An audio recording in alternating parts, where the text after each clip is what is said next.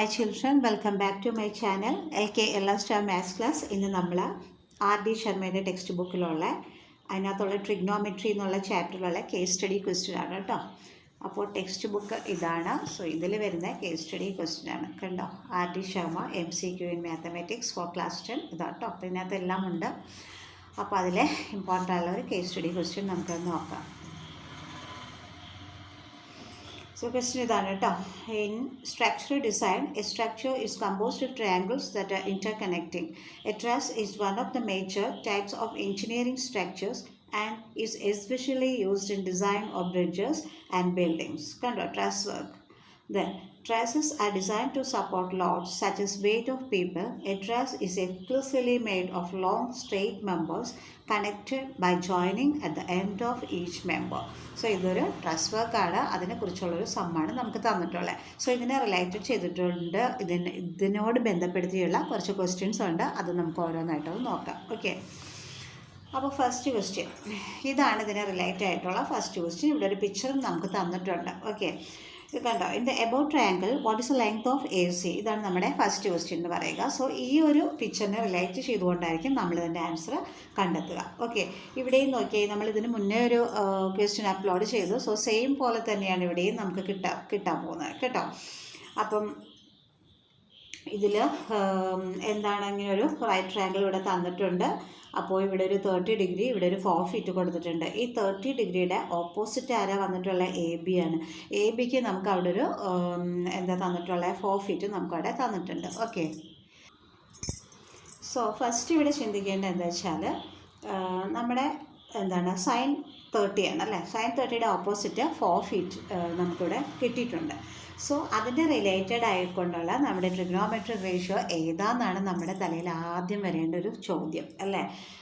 അപ്പോൾ അതിനൊരു ഉത്തരം കണ്ടെത്തുക. എന്തായിരിക്കും? ഈ സൈൻ 30യുടെ ഓപ്പോസിറ്റ് നമ്മുടെ കയ്യിലുണ്ട്. നമുക്ക് ഇവിടെ ഇല്ല, ഹൈപ്പോട്ടനസ് ഇല്ല, then ഇവിടെ ബേസ് ഇല്ല, ഉള്ളി പെർപെൻഡിക്കുലർ ആയിട്ടുള്ള പോർഷൻ മാത്രമേ നമ്മുടെ കൈകളിലുള്ളൂ. റൈറ്റ്, അപ്പോൾ നമുക്ക് വരേണ്ടത് എന്തായിരിക്കാം? സൈൻ അല്ലേ വരിക.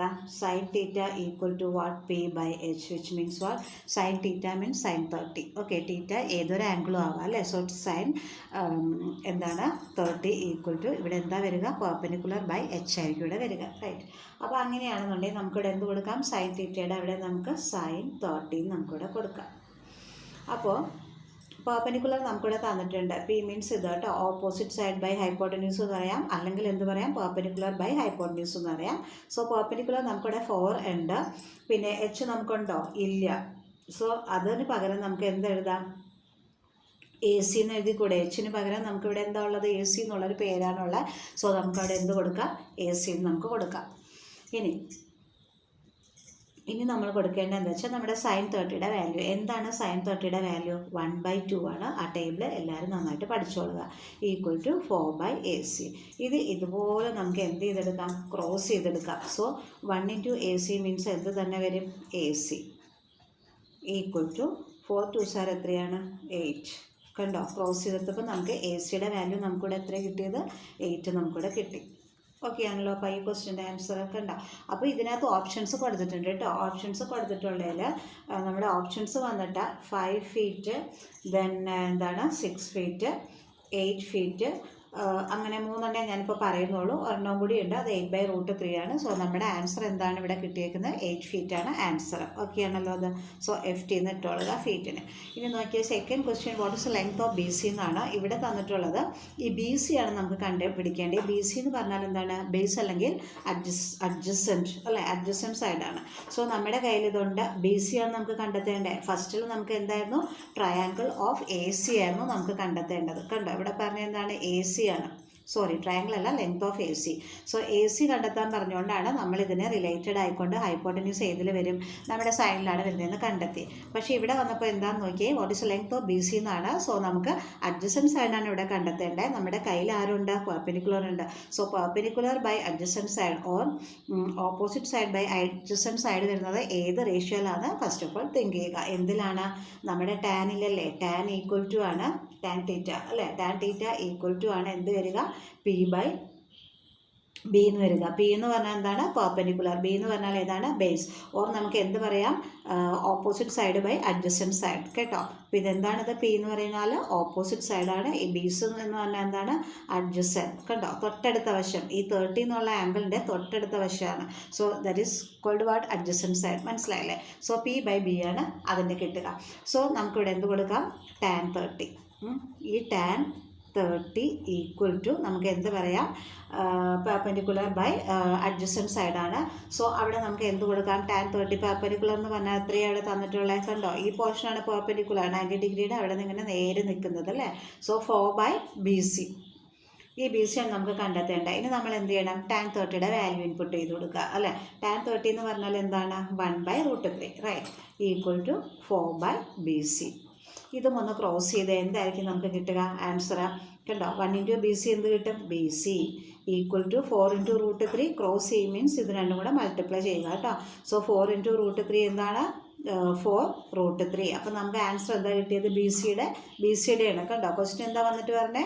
What is the length of BC? So we got what? BC is equal to 4√3 right. അപ്പോൾ ഇതിലും കുറച്ച് ഓപ്ഷൻസ് കൊടുത്തിട്ടുണ്ട്.